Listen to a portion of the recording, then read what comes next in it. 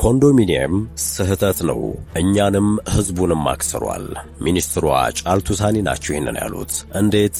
ዝርዝሩን እናስቃኛቸዋለን። ኢትዮጵያና የተባበሩት አረብ ኤምሬትስ ለከፋው ነገር ሁሉ እየተዘጋጁ ነው ተብሏል። ኢትዮጵያ በኤምሬቶች ሁለተኛ አምባሳደር መሾሟ ተሰምቷል። እንመለስበታለን። ጄኔራል ሳሞራ የኑስ ሰልፍ የወጣ ህዝብ ምርጫ ማድረግ አያቅተውም፣ ተነስ በቃኝ በል ሲሉ ያቀረቡትን ጥሪን ትሰማላችሁ። የኢራኑ ተቃውሞ ተባብሶ ቀጥሏል። የአያቶላህን መንግስት ለማፍረስም ጫፍ መድረሱ እየተሰማ ነው። እንመለከተዋለን። ጤና ይስጥልን። የሰዓቱ የመረጃ ጥንቅራችን ተጀምሯል። በመግቢያችን ላይ ያነሳናቸው አበይት ነጥቦችን ነው። ዝርዝር መረጃዎቹን ደግሞ እንደሚከተለው በዝርዝር እናጋራችሁ።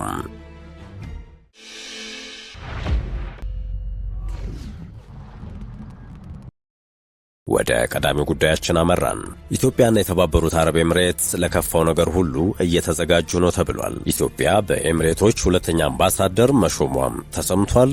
በዱባይና ሰሜን ኤምሬቶች የኢፌዴሪ ቆንጽል ጀነራል ሆነው የተሾሙት አቶ ዘሪሁን መገርሳ የሹመት ደብዳቤያቸውን ለተባበሩት አረብ ኤምሬቶች የውጭ ጉዳይ ሚኒስትር የዱባይ ጽህፈት ቤት ዳይሬክተር ሼህ ማክቱም ቢን ባቲ አል ማክቱም አቅርበዋል። በሥነ ሥርዓቱ ላይ አቶ ዘሪሁን መገርሳ ከጠቅላይ ሚኒስትር አብይ አህመድና የውጭ ጉዳይ ሚኒስትር ጌዲዮን ጢሞቴዎስ ለተባበሩት አረብ ኤምሬቶች መንግስትና ህዝብ የተላከውን ልባዊ የሰላምታ መልእክት አድርሰዋል። አቶ ዘሪሁን በዱባይና ሰሜን ኤምሬቶች የቆንጽል ጄኔራልነት ቆይታቸው ወቅት በኢትዮጵያና በተባበሩት አረብ ኤምሬቶች መንግስት መካከል ያለውን ጠንካራ የሁለትዮሽ ግንኙነትን ወደ ላቀ ከፍታ ለማሳደግ ከሚመለከታቸው የመንግስት የሥራ ኃላፊዎችና ተቋማት ጋር በቅርበት እንደሚሰሩ ገልጸዋል። በተለይም በዜጎች ጉዳይ፣ በንግድና ኢንቨስትመንት፣ በቴክኖሎጂ ሽግግርና የህዝብ ለህዝብ ትስስርን ለማሳደግ በሁለቱ ሀገራት መካከል የተፈረሙ በርካታ የሁለትዮሽ ስምምነቶች ተፈጻሚ እንዲሆኑ አስፈላጊውን ሁሉ ጥረት እንደሚያደርጉ ገልጸዋል። ሼህ ማክቱም ቢን ባቲ አል ማክቱም የሹመት ደብዳቤውን ተቀብለው ለቆንጽል ጄኔራሉ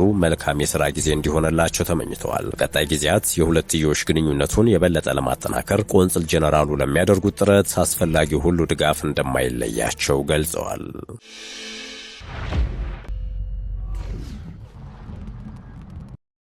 ሰልፍ የወጣ ህዝብ ምርጫ ማድረግ አያቅተውም። ጄኔራል ሳሞራ የኑስ የቀድሞ ጦር ኃይሎች ኤታማዦር ሹም ከሰሞኑ በትግርኛ ቋንቋ የሰጡት ቃለ ምልልስ መነጋገሪያ ሆኖ ቀጥሏል። ጄኔራሉ በዚህ ቃለ ምልልስም ሆነ በተለያዩ መድረኮች በትኩረት እያራመዱ የሚገኙት ሐሳብ በትግራይ ምርጫ ተደርጎ ህዝብ የመረጠው መንግስት ስልጣን መያዝ አለበት፣ ትግራይም እንደገና ወደ ፌዴራል መንግስቱ ማዕቀፍ መመለስ ወይም ሪኢንቴግሬትድ መሆን አለባት የሚል ነው። ጄኔራሉ የህወሓት ሰዎች እኛ ተፈናቃዮችን ይዘን ወደ ወልቃይት መመለስ አለብን የሚለው ስሁት አቋም ትተው ለምርጫ ዝግጁ መሆን አለባቸው ብለዋል። የክልሉ ጊዜያዊ አስተዳደር ለምርጫው አስቻይ ሁኔታ ካልተፈጠረ በስተቀር ምርጫ መደረግ የለበትም የሚለው መከራከሪያን አያስኬድም በማለት ሰልፍ እያደረገ የሚገኝ ህዝብ ምርጫ ማድረግ ሊያቅተው አይችልም ባይ ናቸው። የቀድሞ ጦር ኃይሎች ኤታማዦር ሹም የትግራይ ህዝብ በጊዜያዊ አስተዳደር እየተመራው መቀጠል የለብኝም በቃኝ ሊል ይገባል ሲሉም ተከራክረዋል። እንዲያውም የትግራይ ህዝብ ምርጫ ካልተደረገና ድምጽ ካልሰጠው ተፈናቃዮች መመለስ የለባቸውም የሚል አቋም ሊያራምድ ይገባልም ነው ያሉት። ባለ አራት ኮከቡ ጡረተኛ ጄኔራል ሳሞራ ምርጫ ህገ መንግስታዊ መብት ብቻ ሳይሆን ከፖለቲካ ፓርቲዎች በላይ መሆኑን በማስታወስ የትኛውም ፓርቲ የመደራደር ስልጣኑን እንዳይጠቀም ህዝቡ መብቱን በንቃት እንዲከታተል ጠይቀዋል። ወደ ሌላኛው የጥንቅራችን ክፍል እናምራ። ላለፉት ዓመታት በኢትዮጵያ ሲተገበር የነበረው የጋራ መኖሪያ ቤቶች ወይም ኮንዶሚኒየም መርሃ ግብር ስህተት ነበረ ብለዋል የከተማና መሰረተ ልማት ሚኒስትሯ ጫልቱ ሳኒ። በተለያዩ የኢትዮጵያ ከተሞች የተገነቡ የጋራ መኖሪያ ቤቶች ባለቤት እንዲሆኑ ዜጎች የተመዘገቡበት መንገድም ትክክል አልነበረም ሲሉ ተችተዋል። ወይዘሮ ጫልቱ ይህንን ያሉት የሚመሩት ሚኒስቴር መስሪያ ቤት በክረምት በጎ ፈቃድ አገልግሎት መርሃ ግብር ያስገነባቸው ቤቶች ለምርቃት መብቃታቸውን በተመለከተ በሰጡት ጋዜጣዊ መግለጫ ላይ ነው። በቤተሰብ ደረጃ 150 ሰዎችን እንዲይዙ ተደርገው የተገነቡት እነዚህ ቤቶች በጠቅላይ ሚኒስትር አብይ አህመድ የተመረቁት ባለፈው ሳምንት አጋማሽ ነበረ። ባለፉት 17 ዓመታት በከተሞች ሲተገበር የነበረው የጋራ መኖሪያ ቤቶች ግንባታ በከተሞች ያለውን የመኖሪያ ቤቶችን ችግር በተወሰነ ደረጃ ያቃለለ መሆኑን በጋዜጣዊ መግለጫቸው ላይ ሚኒስትሯ ጠቅሰው ሆኖም መርሃ ግብሩ ስህተት ነበር ይላሉ። መርሃ ግብሩ የመንግስት ተሳትፎ የበዛበትና ሁሉንም ዜጎች የቤት ባለቤት ለማድረግ ታስቦ የተዘጋጀ መሆኑ ስህተት ነው ሲሉ ሲሉ ነው የሚያስረዱት። ሚኒስትሯ ከጋራ መኖሪያ ቤቶች መርሃ ግብር ጋር በተያያዘ የነቀፉት ሌላኛው ነጥብ የቤት ፈላጊ ዜጎች ምዝገባ የተከናወነበትን መንገድ ነው። የኮንዶሚኒየም ቤቶች ሲገነቡ መጀመሪያ የታለመው ዝቅተኛ ገቢ ላላቸው ዜጎች ቢሆንም አብዛኞቹ በቤቶች ውስጥ የሚኖሩት ግን ተከራዮች መሆናቸው በሚኒስትሯ መግለጫ ላይ ተነስቷል። በሀገሪቱ የተለያዩ ከተሞች የተገነቡ የጋራ መኖሪያ ቤቶችን ብናይ ዜጎች የቤት ባለቤት እንዲሆኑ የተመዘገቡበት አካሄድ ትክክል አልነበረም። ቤቶቹ ከተገነቡ በኋላም የሚኖሩባቸው ሰዎች በአብዛኛው ተከራዮች ናቸው። ፕሮግራሙም ላለው የሚጨምር እንጂ ቤት የሌላቸውን ዜጎች ለይቶ ችግራቸውን የሚፈታ አልነበረም ሲሉም ወይዘሮ ጫልቱ ተችተዋል። የኢትዮጵያ መንግስት በ2013 ይፋ ባደረገው የልማት እቅድ በገጠር በ10 ዓመት ውስጥ እንዲገነቡ የታቀዱ የመኖሪያ ቤቶች ብዛት 2.8 ሚሊዮን ነው ተብሏል። ከ2013 እስከ 2022 ዓመተ ምህረት ባሉት በእነዚህ ጊዜያት ውስጥ 4.4 ሚሊዮን የመኖሪያ ቤቶች በከተሞች እንዲገነቡም በእቅድ ተይዟል። ባለፉት 5 የእቅዱ ዓመታት የተገነቡ ቤቶች 1 ሚሊዮን የሚደርሱ እንደሆነ ጠቅላይ ሚኒስትር አብይ አህመድ ባለፈው ሰኔ ወር ለፓርላማ አባላት ጥያቄዎች በሰጡት ማብራሪያ ላይ አመልክተው ነበረ። በወቅቱ 256,000 ቤቶች በግንባታ ላይ መሆናቸውንም ጠቅላይ ሚኒስትሩ በዚሁ የፓርላማ ማብራሪያቸው ላይ ጠቁመዋል። አብይ በጳጉሜ 4 2017 በተከናወነው የህዳሴ ግድብ ምረቃ ላይ ባደረጉት ንግግር መንግስታቸው በሚቀጥሉት 5 እና 6 ዓመታት 1.5 ሚሊዮን ቤቶችን ለመገንባት ማቀዱን ተናግረዋል። ይህ የጠቅላይ ሚኒስትሩ የቤት ግንባታ ሜጋ ፕሮጀክት መንግስታቸው በ10 ዓመት ውስጥ በከተማና በገጠር ለመገንባት በልማት እቅዱ ከያዘው 7.2 ሚሊዮን የመኖሪያ ቤቶች ጋር ሲነጻጸር በእጅጉ ያነሰ ነው። ባለፉት 5 ዓመታት በመንግስት በግል እንዲሁም በመንግስትና በግል ትብብር የተገነቡ መኖሪያ ቤቶች በመጪዎቹ 5 ዓመታት ለመገንባት ከታቀዱት ጋር ሲደመር የሚመጣው 2.5 ሚሊዮን ቤቶች ብቻ ነው ተብሏል። የኢትዮጵያ መንግስት ከዚህ ቀደም በእቅድ የያዛቸውን የቤት ልማት ፕሮጀክቶች በአግባቡ መጨረስ አለመቻሉን የታዘቡ ባለሙያዎች ጠቅላይ ሚኒስትሩ ይፋ ባደረጉት እቅድ ተግባራዊነቱ ላይ ዛሬም ጥርጣሬ አላቸው። በመንግስት የታቀዱ የጋራ መኖሪያ ቤቶች ግንባታ በወቅቱ መጨረስ ያልተቻለው በመርሃ ግብሩ ችግሮች ምክንያት እንደሆነ ነው የከተማና መሰረተ ልማት ሚኒስትሯ በመግለጫቸው የሚናገሩት። መንግስት ሁሉም ዜጋ ቤት ቢኖረው ደስተኛ ነው ይላሉ ሚኒስትሯ። ይህ ግን የሚሳካ አይደለም ሲሉም ተናግረዋል። ሚኒስትሯ በመንግስት ወጪ ብቻ የሚገነቡ ቤቶች ዜጎችን የቤት ባለቤት ማድረግ እንደማይቻልም አጽንኦት ሰጥተዋል።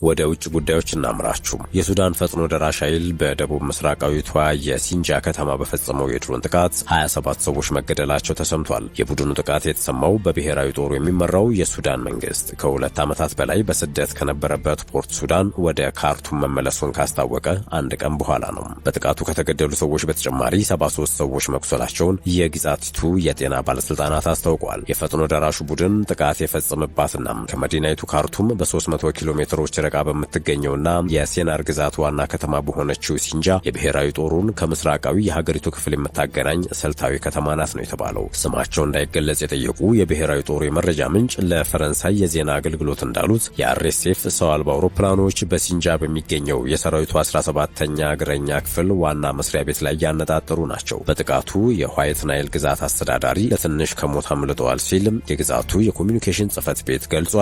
ነገር ግን ጠባቂያቸውና የፕሮቶኮል ኃላፊያቸው የጥቃት ሰለባ ከሆኑት ውስጥ ናቸው ተብሏል።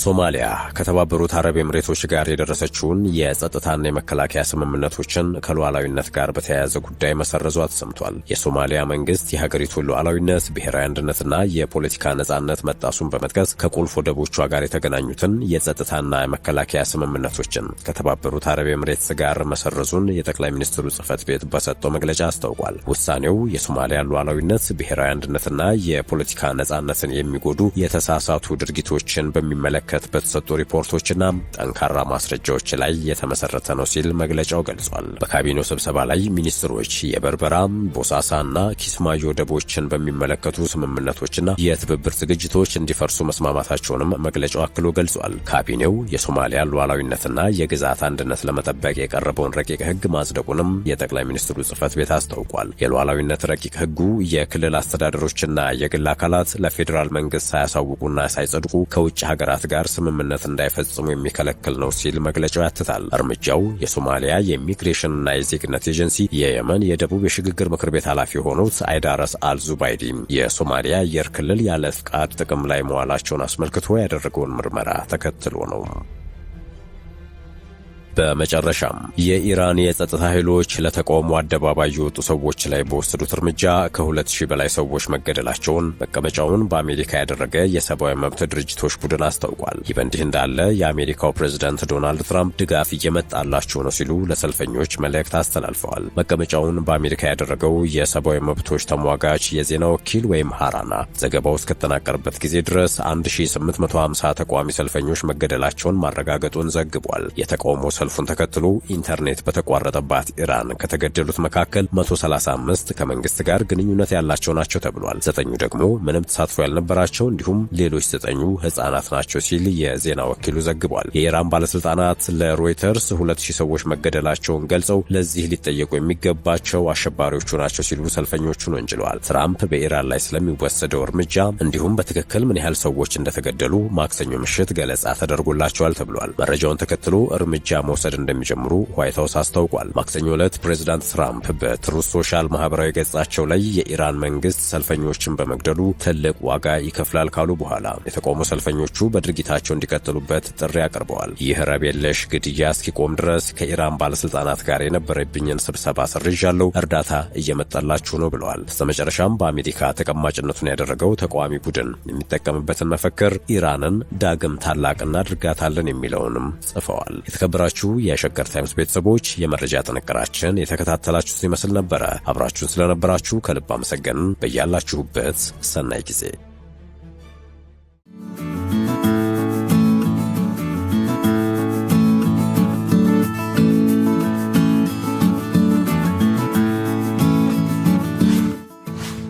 ሸገር ታይምስ ሚዲያን ሰብስክራይብ በማድረግና ደወሉን በመጫን ይከተሉን።